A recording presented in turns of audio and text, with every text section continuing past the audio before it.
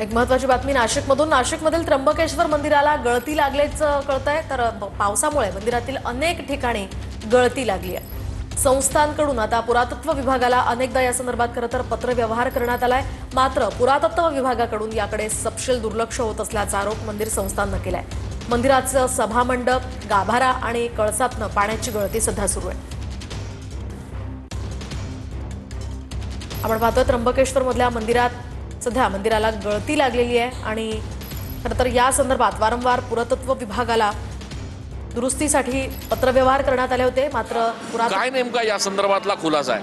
हे साधारणतः याला 386 वर्ष मंदिराला पूर्ण झाले आणि हे मंदिर केंद्र सरकारच्या पुरातत्व खात्याच्या अखत्यारीत म्हणण्यापेक्षा त्यांच्याकडे मेंटेनन्सला हे देण्यात आलेलं आहे। आम्ही गेल्या 2 वर्षापासून बघितलं असेल तर पर्जन्यमान वाढल्यामुळे देवळाची गर्दी भयानक वाढलेली। 9 फेब्रुवारी 2024 पासून आम्ही याचा सातत्याने पाठपुरावा करतोय।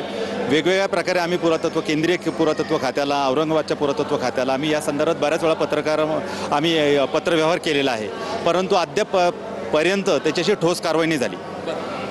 तुम्ही मंदिरात आम्हाला दाखवू शकता ते सगळे त्या जागा या ठिकाणी नेमकी मंदिर गळतंय? निश्चित दाखवू शकतो।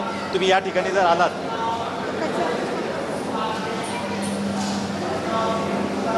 आपण या ठिकाणी जर बघितलं तर याच्यामध्ये 12 म्हणजे एक पावसाळा सुरू झाल्यापासून आत्तापर्यंत या मेन पिलरमध्ये कंटिन्युअस प्रकारे याच्यामध्ये आपण हे कोपरे बघा इकडचे। त्यानंतर या ठिकाणी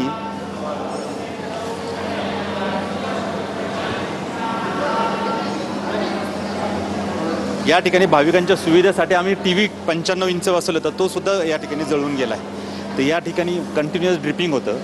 जे मुख्य देवडी आहे, ही जी तुळई टाकलेली आहे, याच्यावर आता आपण बघितलं तर कंटिन्युअस असे थेंब जे आहे हे आपल्याला गळताना आढळतील।